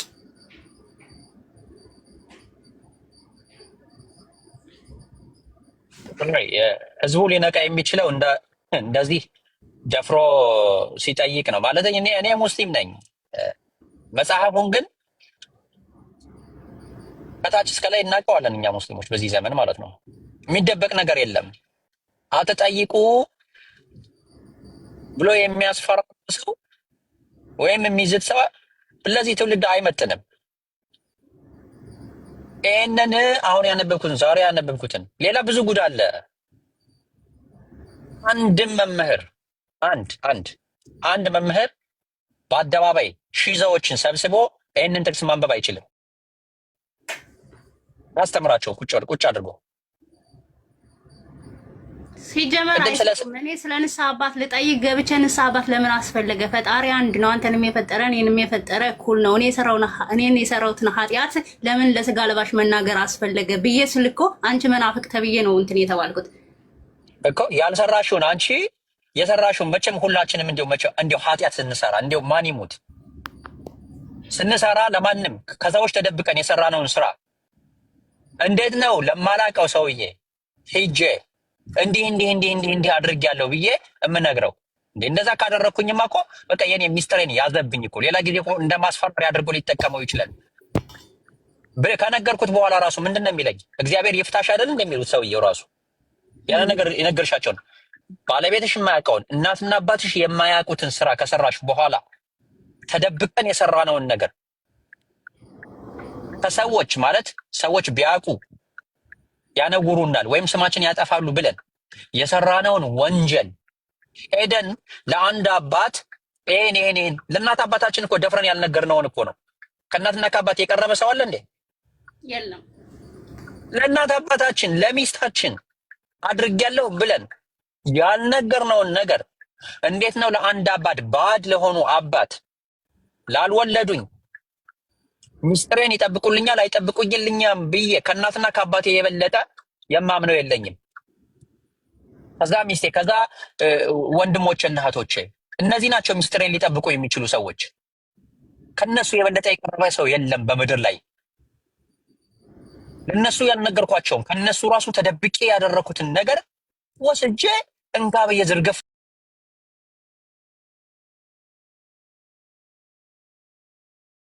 እግዚአብሔር ይፍታሽ ነው የሚሉ አይደል እንዴ? ለምንድን ነው እሳቸው ወስደው ነገር እንትን እያለብኝ እየተበላሸብኝ ስለሆነ እሺ ቀጥይ። ያንተ ጋር ከመዝገብ ማለት ነው። እሺ ቀጥልና ባብዬሽ ይሰክ ኖ ቀጥይ ችግር የለውም። እሺ አሰላሙ አለይኩም ወራህመቱላሂ ወበረካቱ። ሰላም ብያለሁ ሁላችሁንም። አለይኩም ሰላም ወራህመቱላሂ ወበረካቱ። በጠዋቱ እንደዚህ የነቃ ትውልድ ላይ በመድረሴ የባቢ ትውልዶች በጣም እየበዙ ነው እና አልሐምዱሊላህ በአንድ በኩል የኛ ጓደኞቻችን ስለሆናችሁ አላህ ያክብርልን። ቤታችሁን ከፍታችሁልን ያየሁት ያለሁት ነገር እየሰማሁት ያለሁት ነገር በጣም ገራሚ ነው። የኔ እህት ሳራ ወንድምየዋ ያሰን ጉጃብ ያሳየ እያረከው ያለውን ነገር አላህ ጀዛህን ይክፈልክ። ሁላችሁም ሳራ አዲስ አለም እባላለሁ። እንተዋወቅ መጀመሪያ። ሳራ እባላለሁ እህቴ። እሺ አንዳንድ ሀሳቦችም መስጠት ይፈቀድልኛል? አዎ እሺ አመሰግናለሁ። መናገር ይፈውሳል። ባይዘው እዚህ ጋር ላላችሁ እሷ አሁን አተንፍስ ዝም ትበል ምናምን የሚባልበት ዘመን ስለ ራሷን ወክላ ነው እየተናገረች ያለች። የደረሰባትን ነው እየተናገረች ያለችው። መብቷ ነው። በዚህ መልኩ ተናገሪ፣ በዛ መልኩ ተናገሪ፣ በዚህ መልኩ አሳምሪ፣ ምንም አይጠበቅብሽም። ያንቺን ህይወት ነው የራስሽን ነው እየዘገብሽ ያለሽ። የደረሰብሽን ነው አካባቢሽ ላይ ሁኔታዎች በአንቺ ኤክስፒሪየንስ ያየሽውን የህይወት ተሞክሮ ነው እንጂ የከሌን መልክ መስጠት አይጠበቅብሽም። ምናልባት እኔ የመጣሁት የራሴ ተቆጥቤ ሳልናገር የሰዎች እንዳይሰሙኝ የከሌ ይመጥናል ንግግር ከሌን አይመጥንም ብሎ የመጡ ሊኖሩ ይችላሉ። ታይ ይሄ ለዚህ መልክ አለው መልክ ስሪ ምናምን የሚል ሊኖሩ ይችላል። አንቺ ግን የራስሽ ነውና መናገርም ትራውማው የደረሰብሽን ትራውማ ነው የተናገርሽ ያለሽው። መተንፈር አለብሽ። ሊወጣልሽ ይገባል። የትም ይሁን እውነታው ሊታወቅ ይገባል። ማን ላይ የደረሰው? ሳራ ላይ የደረሰው። አዲስ ዓለም ላይ አላለችም። ሳራ ላይ የደረሰባትን ነው እያወራች ያለችው። ስለዚህ ልታወጣው ልተነፍስ ይገባል ባይነኝ ነኝ። እሱን ካልኩ በኋላ ገና ለብዙዎች ማንቂያ ቢኮዝ ሰራውንዲንግሽ ላይ ላለው ለተከሰተብሽ ነገር ነው ያንቺን እውነት ነው ያወራሽው እንጂ የሌላውን እውነት ስላልሆነ ጀግናነሽ ቀጥይበት። ከዚህ እውነት ሊቀጥልና ሊገለጥ ስለሚገባ የማን እውነት? የሳራ እውነት። ሰው ኤክስፔክት የሚያደርገው የግሩፕ ሜንታሊቲ እንደ በግ መነዳት ስላለ ኖ በዚህ እንሂድ በዛ እንሂድ እንዲተናገሪ እንዲያሳምር ኖ መቼም እንዳትሰሚ። ሁለተኛ ያው ልክ ያን እንዳለሽ ወተሻል ከዛ ቤተ እምነት። እኔ ፐርሰናሊ አሁን ደግሞ የምናገረው እንደ አዲስ ዓለም ነው። እስካሁን ያንቺን በጣም እንድትቀጥይም አበረታታሻለሁ። እኔ ወደ እስልምና የመጣሁትኝ ከብዙ ድካም በኋላ ነው። ኢንሻላህ ሌላ ጊዜ እነግርሻለሁ። ረያንም እዚህ ጋር የምታዩ ከብዙ ፈጣሪን ፍለጋ በኋላ ነው። በጣም ብዙዎቻችን አለን በዚህ መንገድ በጣም በቃ መጠን አላህን ያገኘን ሰዎች። አንቺ እንድትደግሚ አልፈልግም። ያን ያህል አይምሮሽ እንዲዝል አልፈልግም፣ ወይ ወደማይሆን ቦታ እንድትወድቅ አልፈልግም። አምላክሽን አምልከሽ አትሊስት እረፍት ላይ ሆነሽ ለሌሎችም ማዳኛ መስመር መንገድ መወድ ትችያለሽ። ገባሽ? እጅስ ማይ አድቫይስ ነው። ሰጂውም ታዩም የኔ አድቫይስ ነው። እኔ አሁን ቁርአን ሰዓቴም እየደረሰ ስለሆነ 2 ደቂቃ ነው ያለኝ እና ሞራፍ አሁን ያንን የተውሹን እንዳለ ሆኖ ሰዎችን ማንቂያ ልትጠቀሚ ትችላለሽ። ግን እውነታው አንድ ነገር አለ። እኔ የራሴን ተናግሬ ደግሞ ልውረድ። አምላክ አንድ ነው። እዚህም ያልሽ እዛም ያልሽ ደከምሽም የትኛውን ቦታ መጽሐፍ ቅዱስም ላይ የሚለው አንድ ነው። መጽሐፍ ቅዱስ 75% እውነት ነው ብዬ አምናለሁ። 25%ቱ ነው የተበረዘ የተከለሰ የሰዎች ሀሳብ የገባበት ብዬ አምናለሁ እኔ። ስለዚህ ያ ደግሞ ሙሉ ሊያደርገው የቻለው እስልምና ነው ብዬ አምናለሁ እኔ። እስልምና ውስጥ ያ አንዱ አምላክ ይመለካል። ዓለም ላይ የትም ብትዞሪ ያለ 1 ያለ 2 ያለ 3 የሆነ ነገር ተደርቦበት ተቀጥሎበት የተለያዩ ፕራክቲሶችን ሆኖበት ነው። እስልምና ውስጥ ማንም ሽማግሌ አማላጅ አስታራቂ የማያስፈልገው አንዱን አምላክ የሚመለክበት ነው። እስላም ማለት ቀጥተኛውን የምናመልክበት። አንቺ ወኒ ቢከም ሙስሊም የሆንሽበት ጊዜ ህይወትሽን አንቺና አላህ ብቻ ነሽ። እኔን አይደለም የምትከተዩ ያሲን ኦር ሳምባዲ አይደለም እንደ ማንኛውንም ሰው አይደለም። ኢቨን ትልልቅ ኡስታዝ የሚባሉትም ሃይሊ ኤጁኬትድ ስለሆነ እውቀትን አገኙ እንጂ አንቺ በአላህ ፊት እኩል ነሽ። በማንኛው ነቢያቶች በሙሉ የላከው አምላክ አንዱ አላህ ማለት ነው። እሱ ነቢያቶቹ አይመለኩም። የላከው ምንድነው? ለሰው ልጆች ሩሩና አዛኝ ስለሆነ በጣም ብዙዎችን ነቢያቶችን በሰዎች ልኳል። ይሄ መልእክት እንዲደርስ ይሄ ውዥንብር እንዳይመጣ ብዙዎችም ይሄ እንዳለ ይታወቃል። ቢኮዝ ትሩአውት ጀነሬሽን ሎስት የሚጠፋ ይመጣል። እንዳይመጣ መዝጊያና መደምደሚያ የሆነውን ቁርአን አውርዶልናል። መመሪያ የህይወታችንን ፕራክቲስ የምናደርግበት ማለት ነው። እንደ ሴት ራስሽን ሆነሽ ካየሽው ህይወትሽን ሰትሮ ሳሳምሮሽ እንደ ዳይመንድ የምትታይበት ቦታ ቢኖር የት ነው? እስልምና ነው ለእኔ። ሌላም በሂደት የምታውቂያቸው ነገሮች ይሆናል እና ጊቨር ቻንስ እድል ስጭው። ነፍስሽ ትዳን ትረፍ። እዚህም እዛም ቢያዞርሽ ከዙረት ሞር እንትኑ ነው የሚረዝመው። ለአንቺ ጊዜው ነው የሚረዝመው። 1 2 ዓመት እያልሽ ምንድነው በዚሁ የትራውማውን ስናወራ ትራውማውን ነው የሚቆየው። ግን ሂል ልታረጊበት እንደ ሴት መመክርሽ አንድ ነገር ስላለ ለእኔ ሂሊንግ ሞር በየቀኑ አመልከዋለሁ፣ አመሰግንበታለሁ። ህይወቴን ሰላም ላይ ነው ያለው። ያንን ያለፈው እንዳልኩሽ አሁን ልክ ረያንም እንዳለሽ ሌሎችም ብመጣ ብዙ ትራውማ አለን ውስጣችን፣ የሪሊጅን ትራውማ ማለት ነው። አንዳንዴ አልፎ አልፎ እኔም ጋር ይመጣል። አሁንም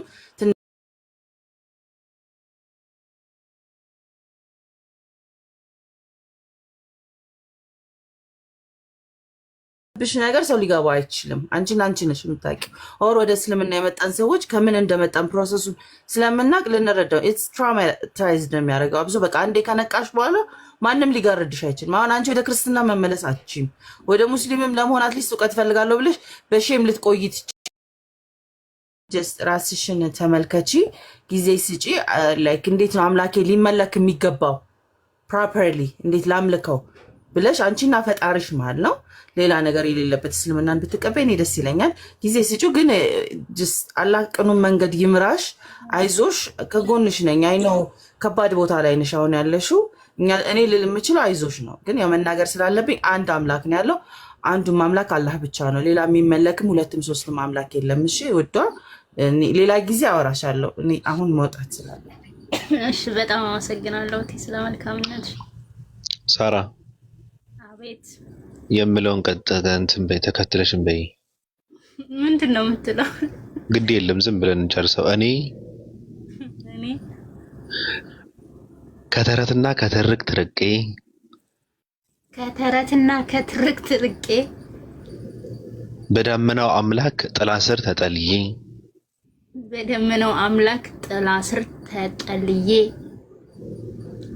በ665 መነጽር እያየው ምንድነው 665? ግድ የለሽም በይዋ ችግር የለም። ኦኬ በ665 መነጽር እያየው እውነትን እፈልጋታለሁ። ለወደፊትም ከተሰዋው ከወዲሁ ይቅርታ ጠይቃለሁ። ለወደፊትም ምን ከተሰዋው መስዋዕት ምን ማለት ነው? ወደ ሌላ መኮብለል ነው። አይ ቆይጤ ችግር የለውም። ከወዲሁ ይቅርታ ጠይቃለሁ። ችግር የለውም። አስቀድሞ እንትን ማለት የፍቅር ሰው መሆን ማለት ነው። እኔ ያው በዚህ በ665 ተጠልዬ እውነትን አንድ ፈጣሪን እየፈለኩኝ ነው። በቃ ወዴት አባልነሽ አባልነሽ። አዎ 665 ደግሞ ድልድይ ነው እንደምታውቂው፣ ሰዎችን የሚሸጋገሩበት ነው። ከመወዛገብ፣ ከመደንቆር፣ ከመጀዘብ፣ ከመደደብ ነፃ የሚወጡበት ስፍራ ነው። እዚህ ጋር ትንሽ ይጠለላሉ፣ ከዛ ወደ ፈለጉት ይሄዳሉ። እኛ ጋር የሚመጡ ሰዎች በድፍረት ማንንም እንትን ሳይላቸው ከጥላቻ ወጥተው እንደ ሰው አስበው አይተው ፈትሸው ገምግመው እውነትን የሚጨብጡበት ስፍራ ነው። ብዙ ገመድ ነው ያለው እኛ ጋር። በነገርሽ ላይ አሁን ገመድህን ወደኛ ዘርጋ እያልን መከራችን እየበላን ያለነው ኦርቶዶክስ የሚባለው አልዘረጋም እያለ ነው። ተው ዘርጋ። እዚህ ጋር የሚመጡ ሰዎች አሉ፣ መውሰድ አለብህ። ገመዷን ተከትለው እንዲመጡ ወደ እናንተ ምናልባት ቁም ነገር ካለው ገመዳችሁን ወደኛ መዘርጋት አለባችሁ ብለን ስንል እምቢ አሉ። ገመድ የለንም አሉ። ምን እናደርግ እንጂ እዚህ ጋር ብዙ ገመድ ነው ያለው። የሚገርምሽ ነገር ሙስሊሞች ገመዳቸው አለ፣ እዚህ ጋር ሌሎች ገመዳቸው አለ። እና ሰው ሲመጣ የተወዛገበ ሰው ሲመጣ ወፍራም የሆነ የተመቸው ብዙ ለንት እንትን የማይረብሽ ገመዷን ተከትለው ልም ይላሉ ማለት ነው። የሆነ ቦታ ላይ ገብቶሻል አባባሌ? የመረጡበትን ቦታ ማለት ነው። አይ እዚህ ጋር ነው የምንቆየው፣ ተመችቶናል፣ ምግቡም መጠጡም በጣም አሪፍ ነው። የ665 የሚሉ ሰዎችም አሉ። በቃ በጣም የጸኑ ሰዎች ማለት ነው። በደም የፈረሙ ናቸው። ቢወጡም ይረሸናሉ። ራሱን አመሰግናለሁ። መጥፋት የለብሽም። ያው አመሰግናለሁ። በነገራችን ላይ እኔ እንደዚህ ያልጠበቅኩ ነበረ። በጣም ትልልቅ ወንድሞች እና እህቶች አገኘው እውነት ለመናገር እና መኮብለል በሚለው ዙሪያ መኮበለል አይመስለኝም። ሊኮበለል የሚችለው አንድን እምነት ድፌን ሊያደርግ የሚመጣ ነው